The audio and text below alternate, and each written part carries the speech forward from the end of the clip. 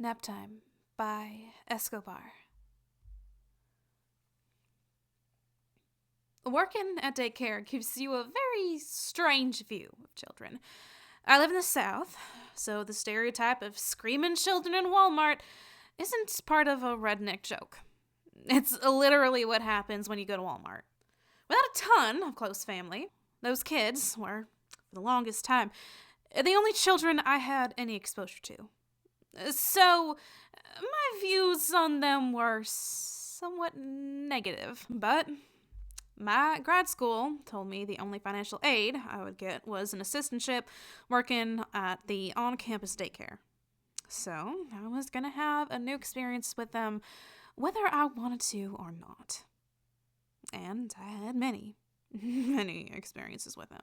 Life-altering and strange experiences that have cast a great doubt in my mind as to whether the world is going to exist when these people become voters. But I digress. This is about one child in particular. I'll call him Thomas. Thomas was about 4 years old at the time this happened, and he was a little special. I didn't mean he was special needs, as the current euphemism puts it. I've met those kids. They're different. Some of you have had kids who are just special. You don't realize it because your children are completely different people around you than they are around their friends. You're still convinced that your kids are going to grow up to be astronauts or scientists. But I knew within minutes of meeting them, at age 6, that they were going to be spending large parts of their adult lives performing some kind of service at truck stops. But I digress. Thomas was special. Thomas's thing was that he simply refused to sleep. Some of you parents are nodding your heads, the insomnical nature of children being completely commonplace, being completely understood, but it's a lot stranger than you think. Those of you with children have 1, 2, maybe 3 kids, all at different ages. During nap time with Thomas's group, I have 40 children, none of whom have any genetically based reason to obey me, none of whom I can punish in any meaningful way, all of whom have friends who will back whatever insanity they have in mind. During nap time, the room becomes a prison, and I'm the warden. I have some experience with the behavior of the children of this age. There are children who dislike sleeping. There are children who prefer not to sleep until they choose the time and place. But people who work at daycares become experts in swooping in and physically incapacitating children in the fastest possible time frame. And we're damn good at it. That's what nap time is. If you look at it clinically, sensory deprivation, turning lights off, playing music to drown out snoring, etc., combined with hypnosis, rubbing their backs. Some children fall asleep more easily than others, but if you were to put in the time, they will all go out eventually, except Thomas. Other kids who didn't sleep would just stare penitently at the adult until they got embarrassed and walked away, trying again later. Thomas, though, was determined to fake sleep until you left, feeling satisfied at a job well done as soon as you walked back. There he is, staring at you. Look, I know how to fake sleep, but I'm in my 20s. This kid is 4 years old, and he is a master at the craft. He knows just how to snore and when. He knows how to slow his breathing down to give it off that sleeping demeanor. He knows how far he can open his eyelids to see if the coast is clear. And he knows how to do it all without actually falling asleep. The other teachers and I talked about it. What the hell's going on with this kid? And he's learned how to do this as young as he is? But I decided it was just too weird not to experiment with.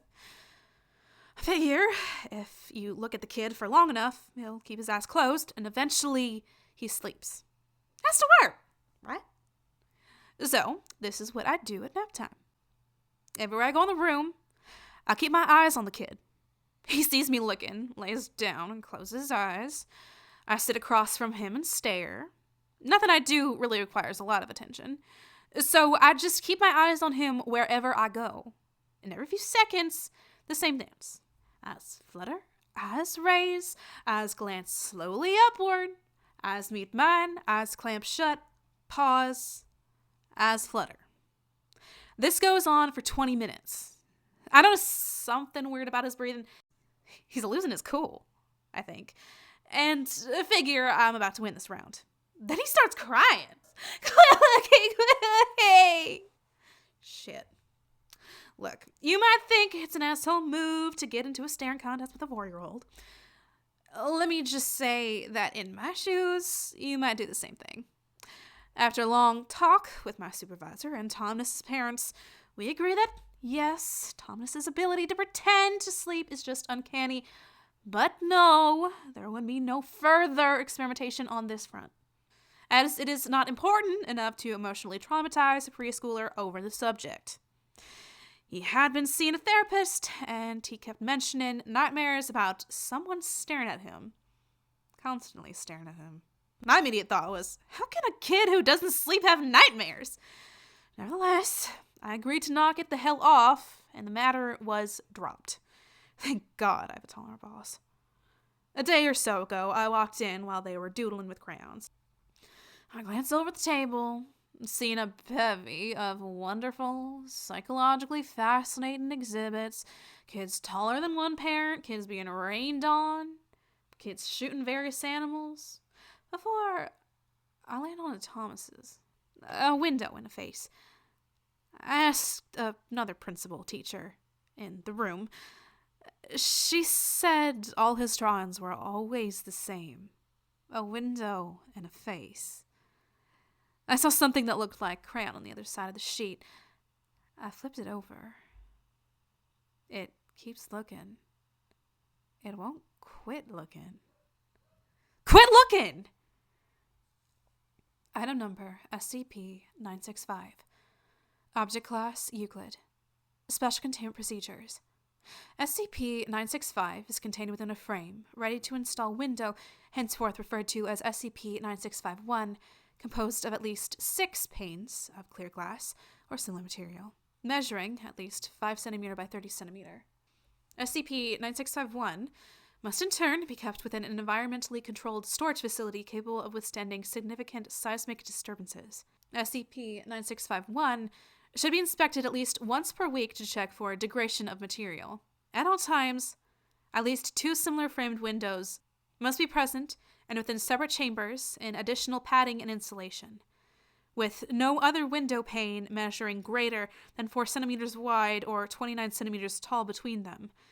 And the current SCP-9651, the lighting within the chamber containing SCP-965, must be at a minimum of 130 candelas at any time personnel are within said chamber, except during research.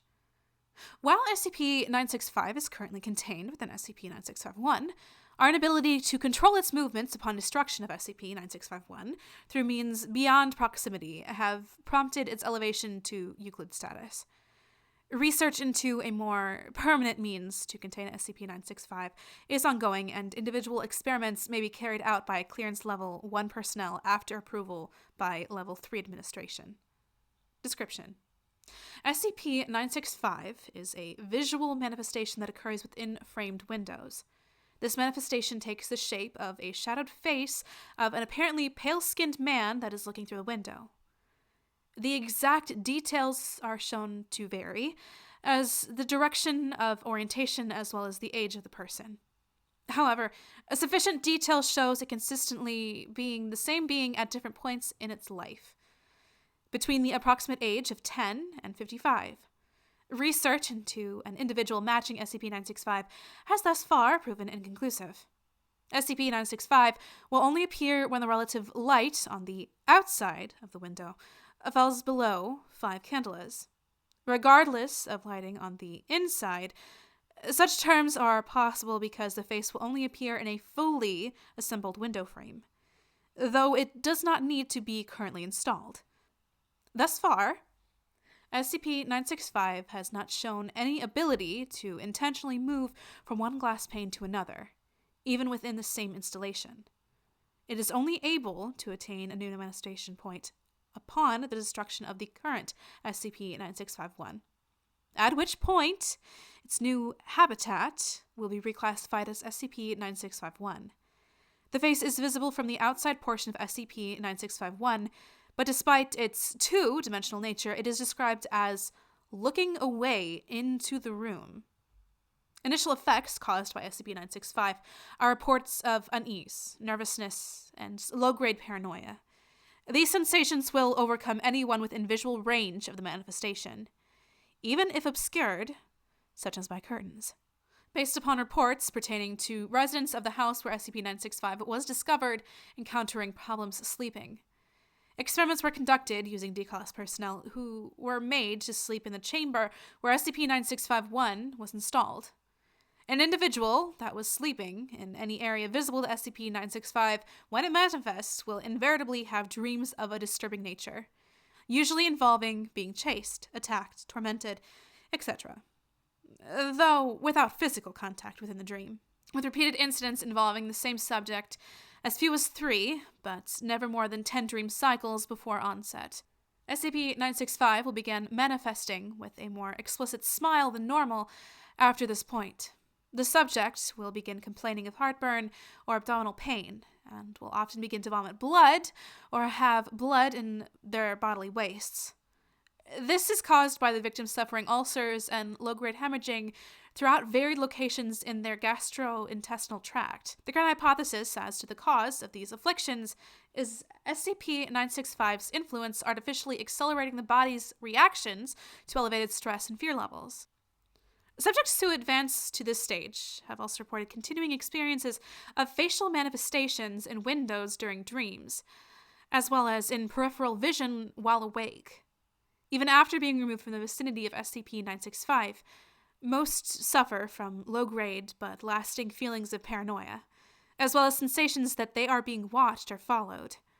Whether this is in fact some remnant influence left behind, or a standard symptom of distress, followed by the traumatic intrusion of SCP-965 into their psyche, is still under investigation. SCP-965 has produced no noise to date, and there have been no reported instances of SCP-965 animating in any way once it appears. However, it is capable of disappearing and reappearing at will in different poses. SCP-965 also shows signs of sentience. It has been observed to show disappointment if it manifests into an empty room, irritation or anger when manifesting before someone that had broken a prior SCP-9651, and one instance of visible fear when in the presence of Agent Blank, who had earlier participated in its retrieval. Addendum. Incident 9651. On blank blank 19 blank, routine testing involving the destruction of SCP-9651 confirms that while a multiplane window may act as multiple holding zones, sufficient damage to the overall structure disqualifies it as a possible replacement. Unfortunately, SCP-965 instead manifested in an adjacent experimentation's chamber observational window.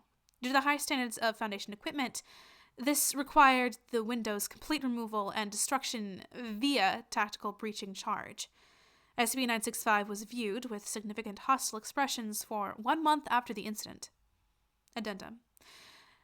Incident 1965 2 on blank blank 20 blank.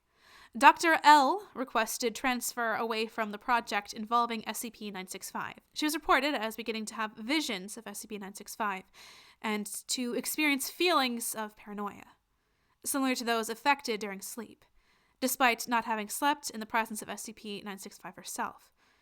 Dr. L was temporarily relieved of duties and assigned to psychological care. No other instances of SCP-965 affecting personnel who have not slept in his presence have been reported.